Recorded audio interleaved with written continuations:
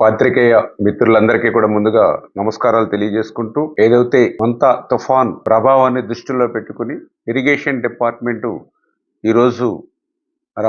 ఏదైతే special chief secretary అదేవిధంగా మన irrigation advisor and irrigation ENC అదేవిధంగా కడ కమిషనర్ ప్రశాంతి గారు ఇతర ఉన్నతాధికారులతో కలిసి ఈరోజు CE SE EE DE AE level వరకు కూడా ఈరోజు కాన్ఫరెన్స్ తీసుకోవడం జరిగింది.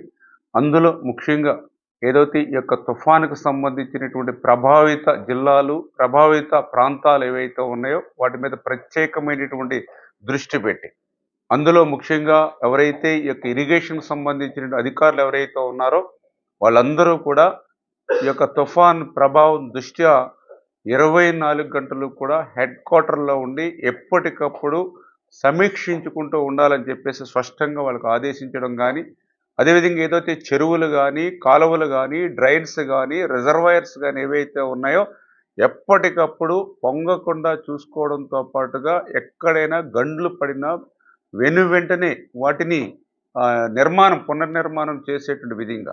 దానికి తగిన విధంగా ముందు జాగ్రత్తగానే ఎక్కడికక్కడ శాండ్ బ్యాగ్స్ కానీ సర్వి బాధలు కానీ దానికి కావాల్సినటువంటి ఫ్లడ్ మెటీరియల్ ఏదైతే ఉందో దాన్ని ముందుగానే సమకూర్చుకోమని చెప్పడం జరిగింది. వాటితో పాటుగా ఏదైతే గేట్లు కానీ స్లూయిజెస్ కానీ ఏవైతే ఉన్నాయో వాటన్నిటినీ కూడా సక్రమంగా పనిచేస్తున్నాయో లేదో ముందుగానే చెక్ చేసుకోమని చెప్పడం కూడా జరిగిందని చెప్పి తెలియజేసుకుంటూ అదేవిధంగా ఏదైతే ఈ యొక్క ఉమ్మడి కృష్ణ అందులో పర్టికులర్గా ఎన్టీఆర్ జిల్లాలో మరి రేపు కూడా అత్యధిక వర్షపాతం ఒక్క రోజులోనే 140-150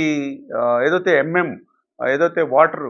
వర్షపాతం పడుతుందని ఏదైతే చెప్పడం జరిగిందో దాన్ని కూడా దృష్టిలో పెట్టుకుని బుడమేరు లాంటి పరివాహక ప్రాంతం కూడా ఎప్పటికప్పుడు అబ్జర్వ్ చేసుకుంటూ ఆ బుడమేరు ఈ ఛానల్ని కూడా ఎప్పటికప్పుడు అబ్జర్వేషన్ చేసుకుంటూ అవసరమైతే ఆ యొక్క బుడమేరుకు సంబంధించినటువంటి వెలగలేరు రెగ్యులేటర్ దగ్గర నుంచి వెరికేపాడు యూటీ వరకు అంటే విజయవాడ పట్టణ పరిధిలో ఉన్నటువంటి ప్రాంతం అంతా కూడా ఎక్కడ కూడా ప్రవాహ వేగానికి ఎటువంటి అడ్డంకులు లేకుండా చూసుకోమని చెప్పేసి కూడా సంబంధిత సిఈకి కానీ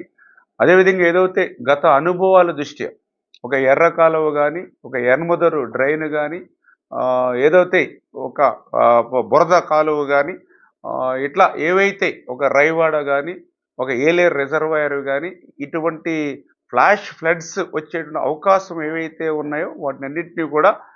స్పెషల్గా మనం దృష్టి పెట్టి వాటిని ఎప్పటికప్పుడు మానిటరింగ్ చేసుకోవాల్సినటువంటి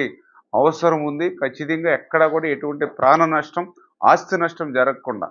ఎక్కడైనా సరే దిగువకు నీరు వదలవలసినటువంటి పరిస్థితి వస్తే ఆ క్రింది గ్రామాలకు